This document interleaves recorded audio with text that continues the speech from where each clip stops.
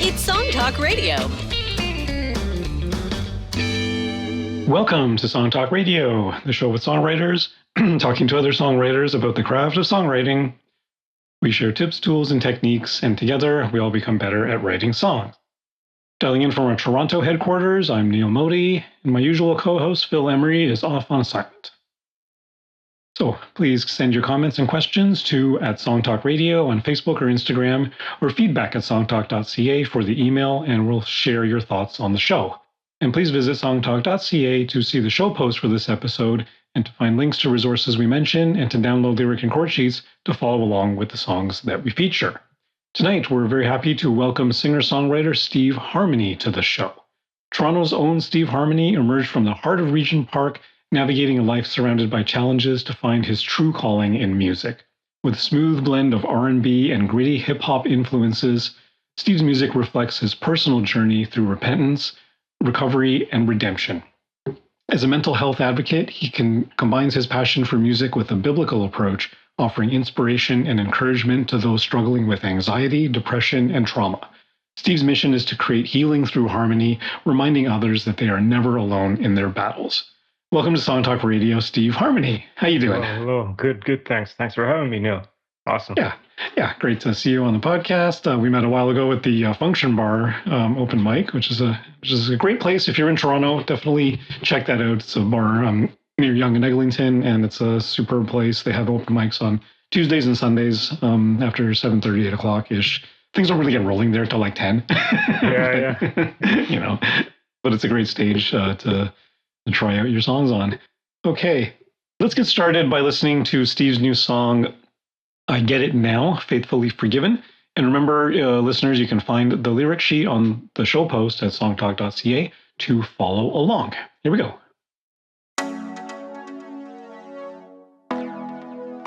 I get it now.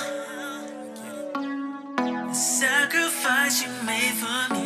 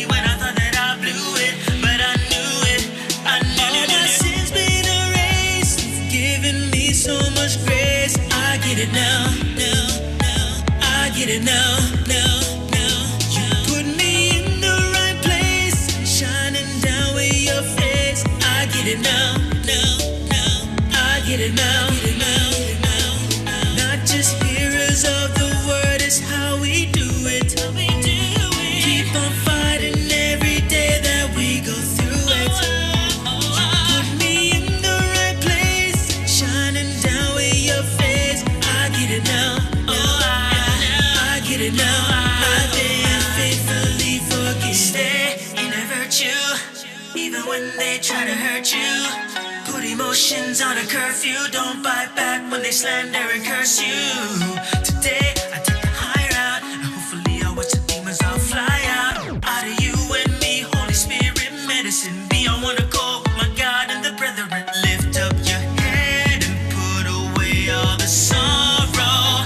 Do what he said, 'cause you're not promised tomorrow. I'm giving you thanks, 'cause I discovered my purpose. My soul brought it up to the surface. All my sins been erased. You've given me so much grace. I get it now. I get it now. You put me in the right place, shining down with your face. I get it now.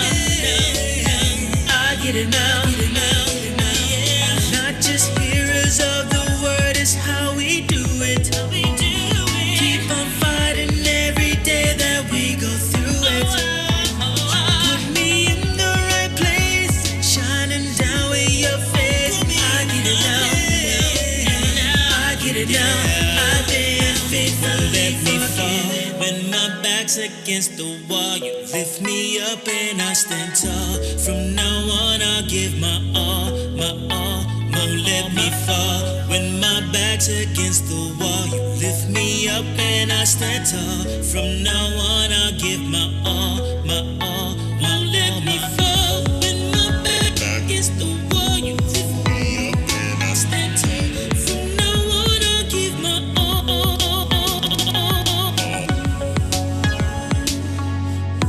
When my back's against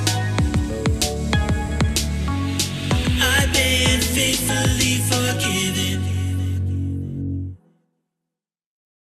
Wow, great track. Thank you. Appreciate it. Yeah. There's a lot going on in this song. It's actually a lot of words. I mean, your lyric sheet is like 3 pages long. Right. Yeah. Uh-huh.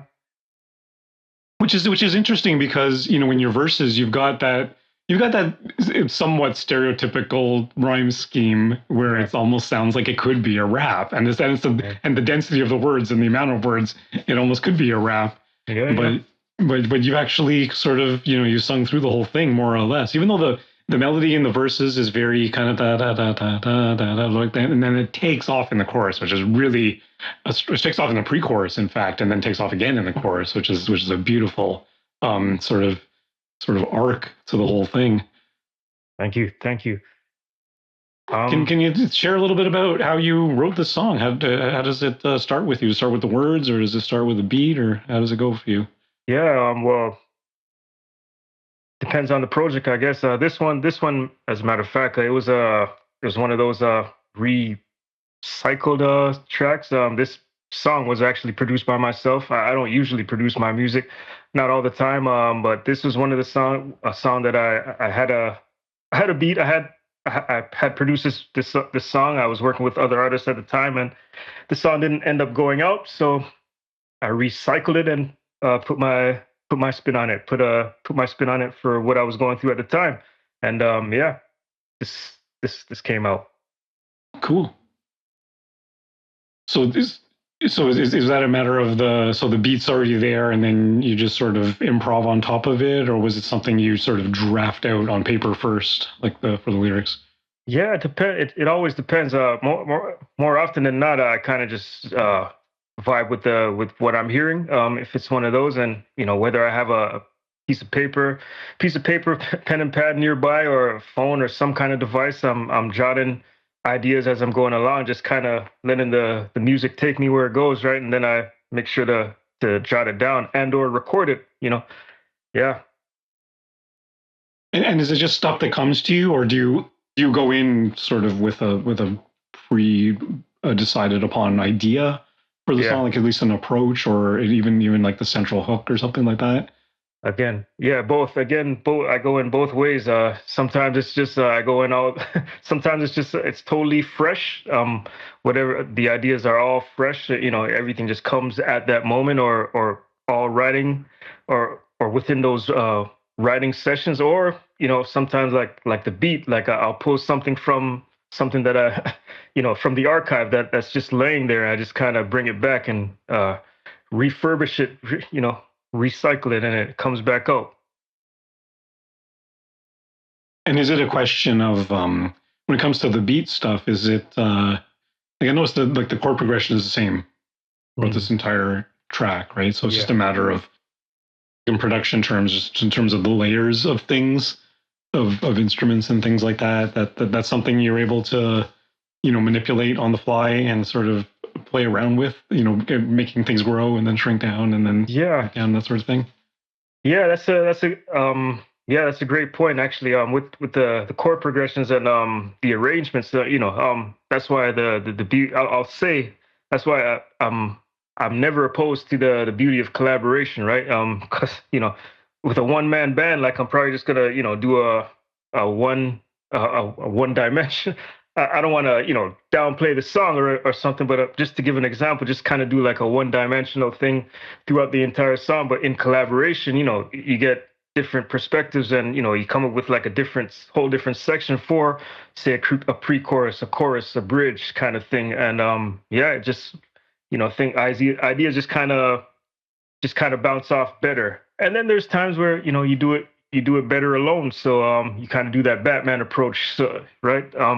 Yeah, it whatever the play is, I guess. Yeah. What do you mean by the Batman approach? Oh, just because you're acting solo. In other words. Yeah. Yeah. You don't have a utility belt while you're doing this thing. Okay. Yeah, you go reach for the gadgets and the utility belt. Yeah. The grappling hook. Right. Okay. Don't push the metaphor too far. Okay. Yeah, because I really like it that the sections are very clear. Like the verse is very clear, the pre-chorus is very clear, and even that on your lyric sheet you labeled it a bridge.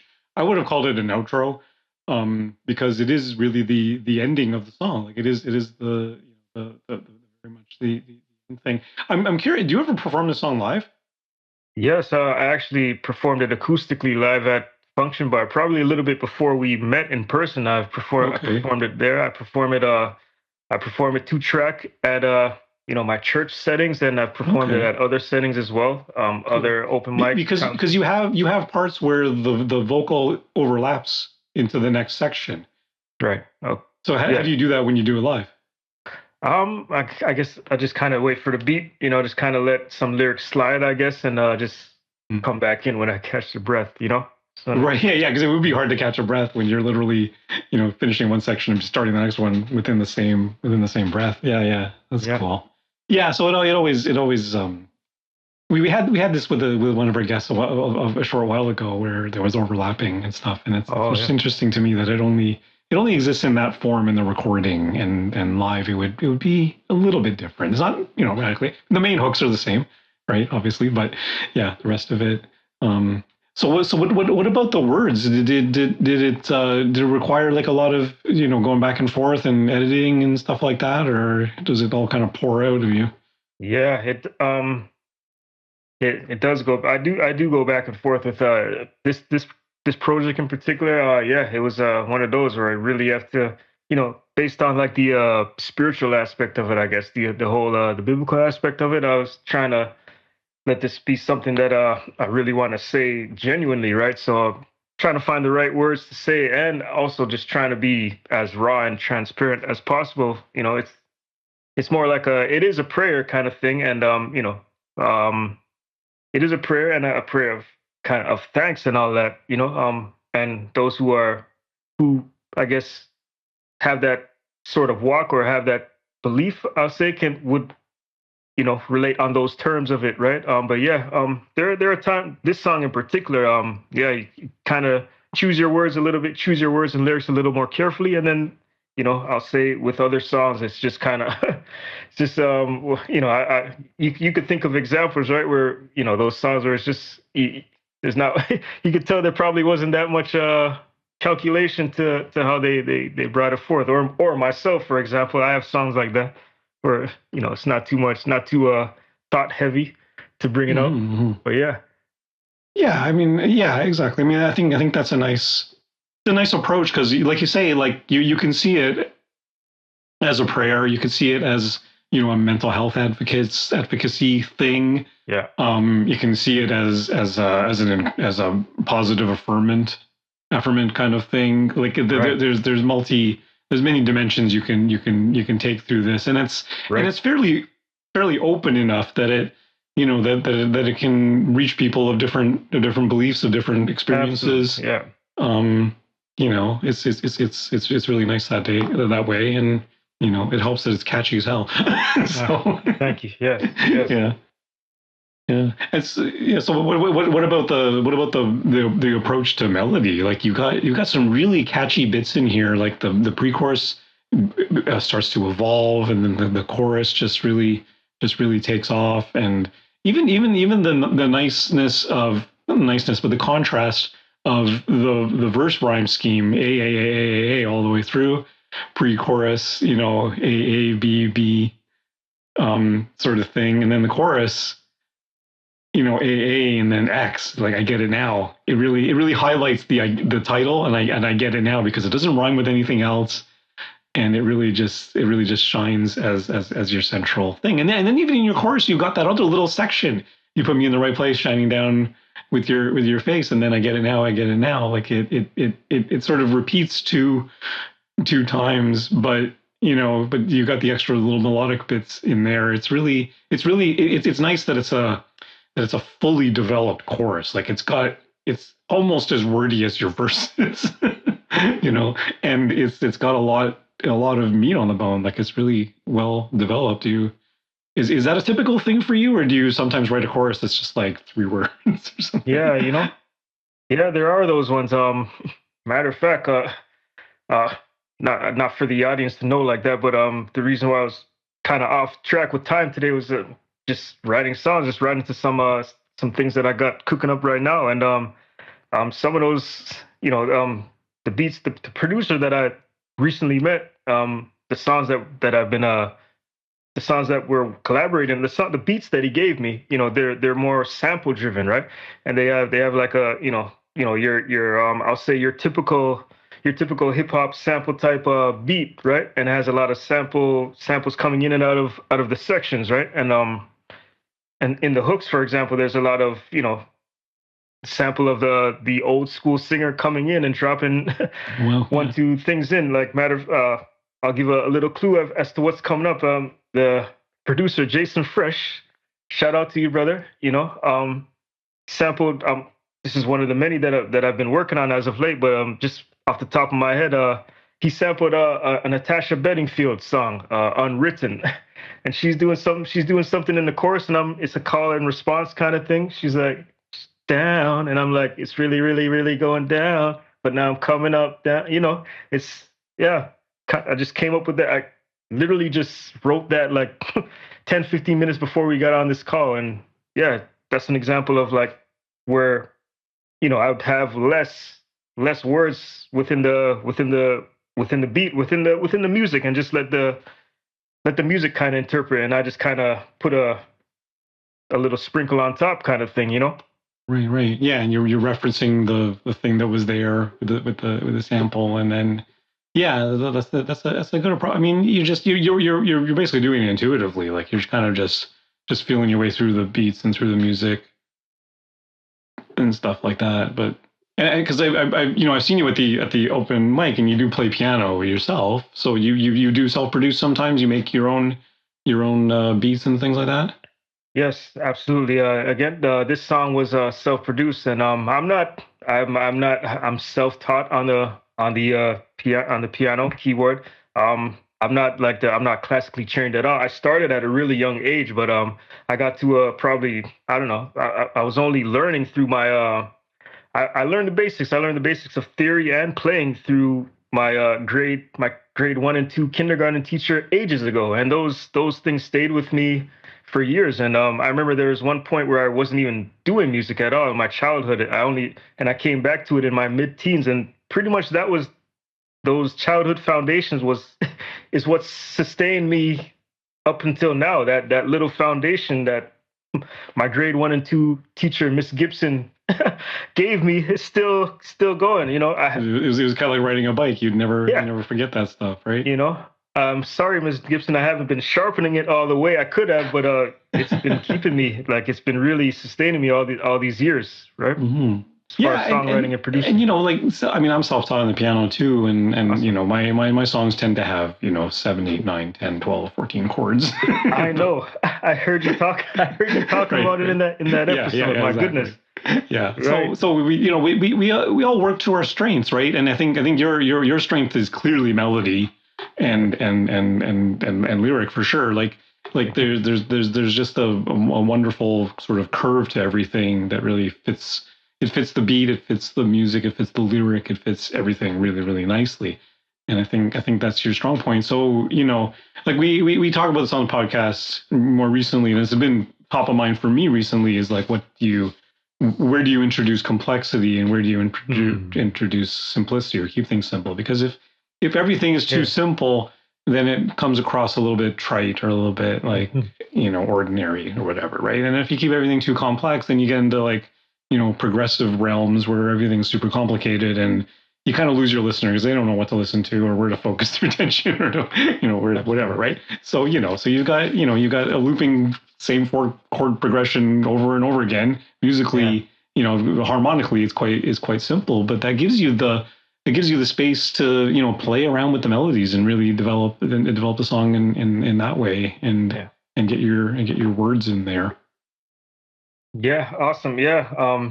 To comment on that, yeah, that's been a thing that's been haunting me all these years as well. Like, do I do I really like that's the thing that's been haunting me with my own approach to music and what's out there as well, right?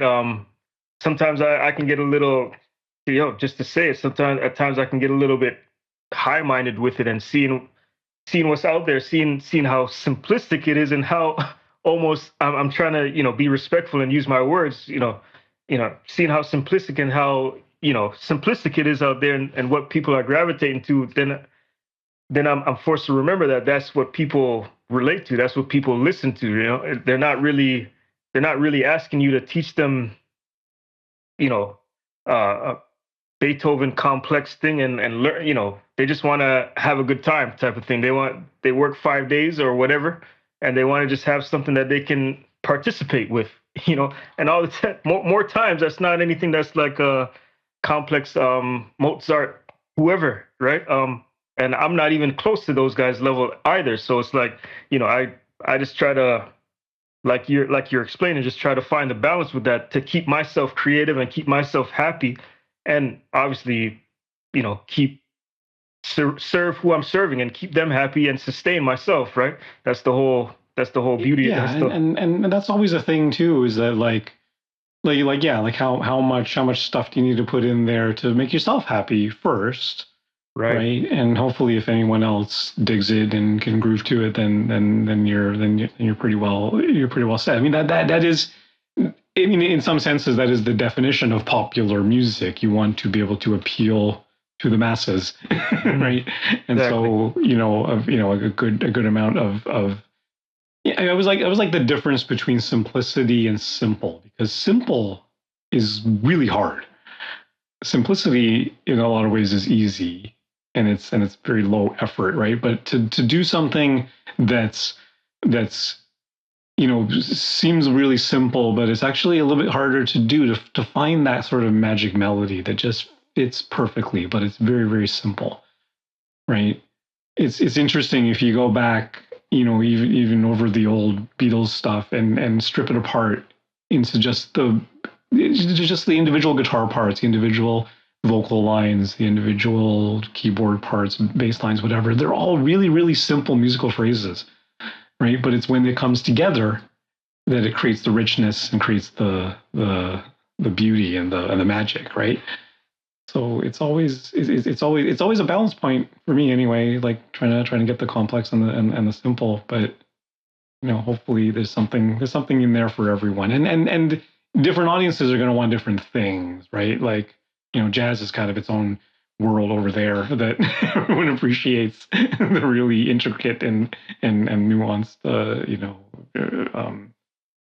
interesting stuff that goes on in jazz, where the rest of us in popular music are like, I don't even understand what's going on. Yes. Wow. Sounds cool. Yeah. You said so much in there. Yeah. The difference between simple and simplistic. Yeah, man. I've recently heard that as well, man. That's so on point, on target. Yeah, it's actually really hard to do something simple and strip it down to make it like simple and relatable. That's kind of digestible. Kind of. I hope I'm trying to find my words here. It's actually pretty hard to make something to like cut it down to make it like digestible for a lot of people, but not saying or doing too much, right? Like, yeah, you're totally right. Yeah, because I mean, even lyrically, like you're saying a lot in this song, but in some ways, the idea is very simple. It's very clear, right? It's just about. To me, it's about resilience and keeping faith and really it acknowledges the dark side, but at the same time, like there's a very affirmational sort of uplifting thing about it, and then that's all it is, right? We've heard this. We had a guest on our podcast a while ago too, who was saying, your song only needs to be about one thing. as soon as you start introducing that's another place you can introduce complexities. 17 different characters and more like a novel or something, right? But it's a sort of thing where if it's focused musically, if it's focused lyrically, if it's focused structurally, all those things that we like to call prosody, or all the pieces kind of fit together, and do they all sort of speak the same language in terms of the vibe and the tone and all those elusive things that are not directly musical, but sort of give the feeling of whatever it is you're writing or producing. Yeah, 100%. Yeah, again, I just want to touch on the whole Beatles thing. Like, yeah, I mean these, and the whole jazz thing as well. Like, it's a craft that I can appreciate jazz. Like, but throughout my lifetime, I've never really, even now, I can't really name. And this is all like no shots. This is no shade or anything like that. But I never really related to. I could never really, I guess, amount to that. Like, I've never really. I respect it. I respect it a whole lot. You see any kind of jazz musician, from piano player to, I don't know, bassist, anybody, any saxophone, even the singers. My niece, my niece has developed a music career now. She has her own jazz ensemble. She sings her name, Shalom, and my goodness, I forget her band's name right at the moment. She sings jazz. What the heck's going on? I would have never thought. She went to Humber, studied all that, studied how to sing jazz, studied how to scat. Is it called? Yeah. It's never been me. It's always been the hip hop, R&B, reggae, pop realms. Rock. My goodness, rock. I love rock.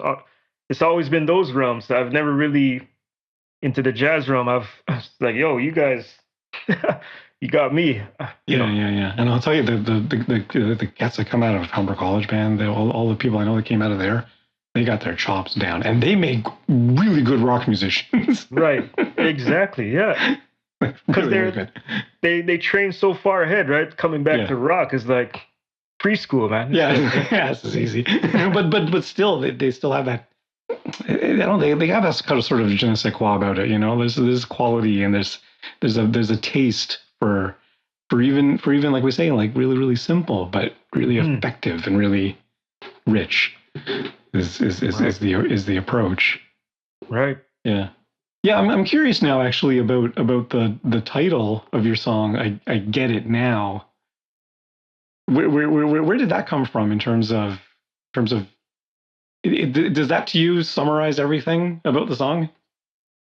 Yeah. There's a lot of times, again, I'm gonna have to hit this from a more, I guess, a more spiritual aspect. And I'm gonna try to respond to that from there. A lot of times, walking in a certain faith, whatever your faith may be, or if you grew up in a faith, but you you weren't so much aligned with it, with however your lifestyle led, but then after a certain time, you kind of, after trying it on your own, you kind of get it now. Okay, this is the way it's supposed to be. I get it, right? This is, this is what the text was saying the whole time. This is what the messages were saying the whole time. Not so much like I forget the singer who sings it, right? Good for him. I did it my way. Who sings that again? Escapes me now. Yeah. I think I know what you mean, though. It's like you're in the zone, right? You're in. Right. You get it now. It's one thing to understand something intellectually. It's another thing to understand it emotionally. And that's the sort of thing. I often say to people that maybe you're surprised that I'm in a band or whatever, and I say this, then there's no greater high than coming off that stage and you just like did a smash job at the performance, and it just felt good, and you're not gonna know what I mean unless you've done it. Unless you've walked that walk, you're not gonna know what I mean.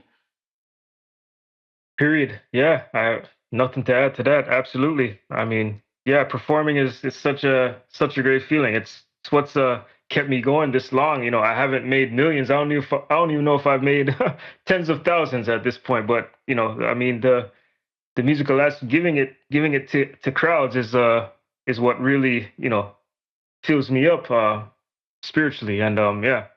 Yeah, yeah, for sure. I mean, that's a great feeling because it's a room full of people that are vibing together with the same thing. Like it's almost cliche to say music is the great unifier, but objectively it is. It really does bring people together. Awesomeness.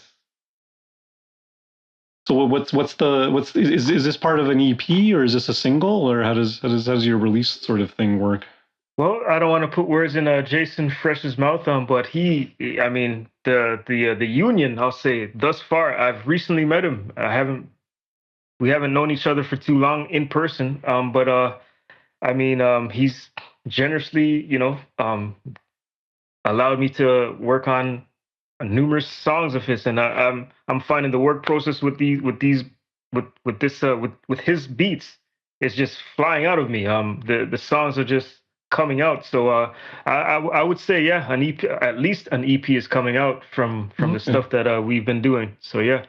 Hmm. Yeah, are you more of a EP album kind of person, or are you a singles release person? Shoot, I don't know. Okay, more so release, yeah. I release more so singles, but eventually I put it all together with an EP. So yeah. From a modern day music business perspective, I don't know. I don't have the clout to just throw to just stuff a random EP in your face like that. So it's got to play the game, right? Yeah. Yeah, I suppose. I mean, I was following a band. I don't want to name them because I'm about to throw a little bit of shade on them. That released a couple of songs as singles, and they put them on their Bandcamp, and I purchased them on their Bandcamp. I was like, these are great, right? Nice. And then like months and months later, they released the whole album, which they still had those singles. And it's like, Yeah. well, I just don't want to buy the album. Now I'm just buying these songs again. Like, come on. Yeah. Like if you told me this will be coming up on the future EP, I would have just listened to it on Bandcamp, then bought the whole album at the end of the day. It would have been. You need your recurrent support though, Neil. You know, we artists, we gotta. I don't mind so much. Just a little transparency would have been would have been nice, I think. Yeah. But yeah, it's an interesting world we live in where it seems that frequency of content is more important than. I don't want to say it's more important than quality. You still got to release quality stuff, or no one's going to listen to it. But you know, it's yeah. If you're shuffling away on Spotify anyway, then what's the difference? You know. That being said, I do know people that will listen to I'm one of them. I'll listen to an album in its entirety. You know, yeah. It's kind of a dying thing, but I think it's still out there and people are still doing it. So. It's pretty cool. Right on. Okay, I think I'm hearing the band there, and I think that's about all the time we have on the show. That's it for Song Talk Radio. Special thanks to Steve Harmony for joining us. Where can our listeners find out more about you and hear some more of your songs? Yeah, you can catch me anywhere on the socials. Mostly on Instagram. I go on Instagram. You can see me catch me at Steve Harmony Music. Facebook Steve Harmony. YouTube Steve Harmony Music, and obviously on the streaming platforms Steve Harmony. Catch me anywhere. Cool. All right. Definitely send our listeners there. And we want to hear from you too. So please send your comments on Facebook or Instagram to @Songtalk Radio, or send us an email at feedback@songtalk.ca. Also, be sure to check out our YouTube channel for live performance videos and full episodes. And subscribe today to the Song Talk Radio podcast on your favorite podcast provider. And please support us at our Patreon page. The link is on the website. You can find links to all the products, books, and web services we mentioned on Song Talk Radio on our resources page on the website. And please join us at our next monthly Song Talk meetup. Whether you're in Toronto for in-person meetups or anywhere in the world for our online meetups, it's free to join on meetup.com and free to attend. Bring a song and a lyric sheet and get constructive feedback from other songwriters. Stop by songtalk.ca for the link. You can follow me at neilmodi.com. If Phil were here, he'd say you can follow him at philemery.ca. And Steve, I think you already said your favorite social media platform is Instagram. That's where you post the most. So definitely check out Steve on Instagram. And be sure to stop by the website songtalk.ca to browse past shows and find out how you can be a guest. Thanks for tuning in and keep on writing.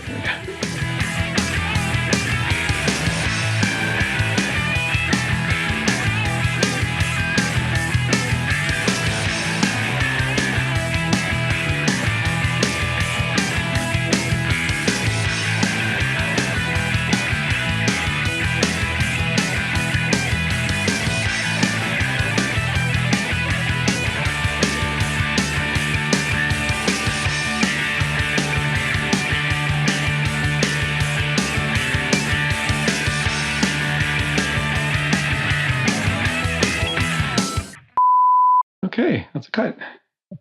Cool, man. Nice. Yeah, Awesome. that's great. Thank you so much. Yeah. Great interview.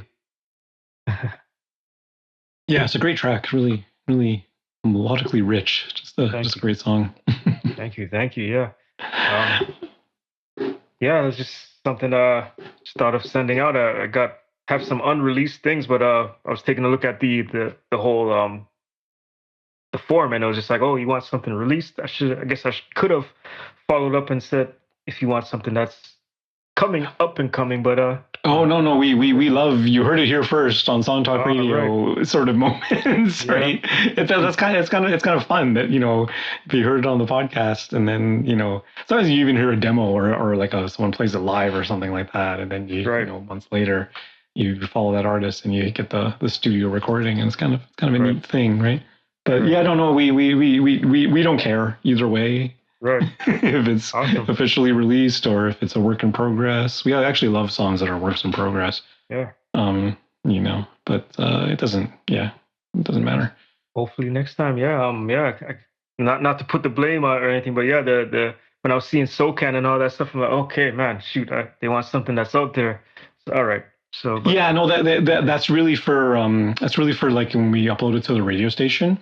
Okay. They need all that data and stuff in there. That if it's, I mean, technically, the second you write a song, you should be registering it on SoCan because that's your composition royalty, and you know, and it should be registered there regardless. Many of us are guilty of not doing that, I'm certain. Absolutely, yeah. Right. But you know. Yeah.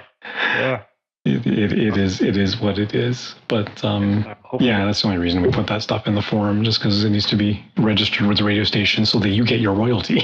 Right. Yeah. So no. Yeah. It's all in support of the artists. Cool, man. All right. So yeah, I hope to see you again at the Function Bar sometime. Likewise. Yeah. Likewise. Yeah. Hopefully we jammed again. We jammed again last time too, didn't we? Well, you were taking pictures last time mostly. I was taking pictures, but I also played the drums a little bit. I think you were on keys for one of the songs that we jammed on. Yeah, we jammed, and yes, you played. There was like seven of us on stage. Yeah. Back there. Yeah, it was cool. It was great fun. Yeah, such a good space. All right, man. So I'll send you a note when the podcast goes live. It'll probably be Sunday or Monday-ish. Okay. All right. And you can send it out to all your followers and let everybody know. Absolutely. Cool, man. Yeah. All right. Great chatting with you, Steve. Likewise, Neil. Thanks for having me. Yeah, you betcha. Anytime. All right. Thanks, man. Have a good night. And we'll talk soon. All right. Cheers. Bye-bye.